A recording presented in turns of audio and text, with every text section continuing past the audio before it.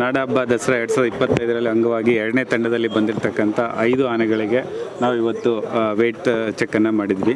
ಅದರಲ್ಲಿ ಶ್ರೀಕಂಠ ಬಂದು ನಮಗೆ 5540 kg ಇದ್ದಾನೆ. ಆಮೇಲೆ ತದನಂತರ ಸುಗ್ರೀವ ಬಂದು 5545 kg. ಆಮೇಲೆ ಹೇಮಾವತಿ 2440 kg ಇದ್ದಾಳೆ. ಆಮೇಲೆ ರೂಪಾ ಬಂದು ನಮಗೆ 3320 kg.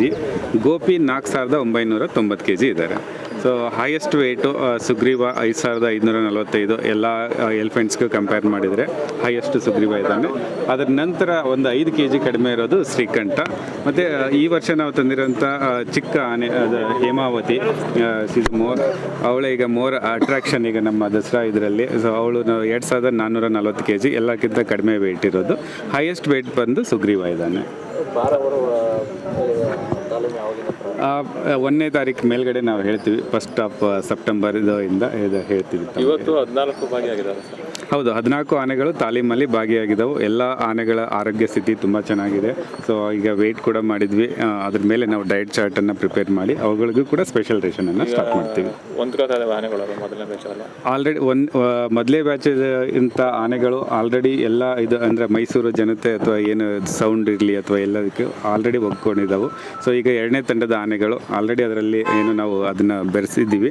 ಸೊ ಅವು ಕೂಡ ಒಗ್ಕೊಳ್ತೀವಿ. ಲೈಟಿಂಗ್ ಎಲ್ಲ ಹಾಕ್ತಾರೆ ಈಗ ದಸರಾ ಟೈಮಲ್ಲಿ, ಅದಕ್ಕೆಲ್ಲ ಯಾವ ಥರ? ಹೌದು, ಲೈಟಿಂಗಿಗೂ ಕೂಡ ಅವು ಅಡ್ಜಸ್ಟ್ ಆಗ್ತವೆ ಅಂತಂದರೆ 2ನೇ ಬ್ಯಾಚ್ ಆನೆಗಳನ್ನು.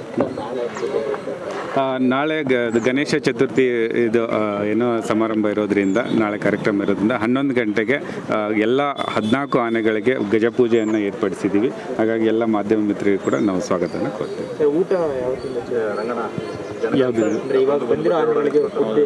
ನಿನ್ನೆನೇ ಆಲ್ರೆಡಿ ಸ್ಟಾರ್ಟ್ ಮಾಡಿದ್ದೀವಿ ನಾವು ಈವ್ನಿಂಗ್ ಬಂದ ತಕ್ಷಣ. ಯಾಕಂದರೆ ನಮಗಿರೋದು ಇನ್ನೂ ಶಾರ್ಟ್ಲಿ ಒಂದು 30 to 35 days ಅಷ್ಟೇ ನಮಗಿರೋದು. ಹಾಗಾಗಿ ನಿನ್ನೆನೇ ಸ್ಟಾರ್ಟ್ ಮಾಡಿದ್ದೀವಿ. ಅವಕ್ಕೂ ಕೂಡ ಸ್ಪೆಷಲ್ ರೇಷನ್ ಸ್ಟಾರ್ಟ್ ಆಗಿದೆ. ಜನಗಳು ಆನೆ ತುಂಬ ಹತ್ತಿರ ಬರ್ತಿದ್ದಾರೆ. ಜನಕ್ಕೆ ನಾನು ಒಂದು ರಿಕ್ವೆಸ್ಟು, ಆನೆಗಳಿಂದ ಜನರಿಗೆ ಯಾವುದೇ ತೊಂದರೆ ಇಲ್ಲ. ಹಾಗಾಗಿ ಜನರು ಡಿಸ್ಟೆನ್ಸಲ್ಲಿ ನಿಂತ್ಕೊಂಡು ನೋಡಿ, ಯಾವುದೇ ಕಾರಣಕ್ಕೂ ಫ್ಲ್ಯಾಶ್ ಲೈಟನ್ನು ಆನ್ ಮಾಡಿ ಮುಂದ್ಗಡೆ ಬರಬೇಡಿ.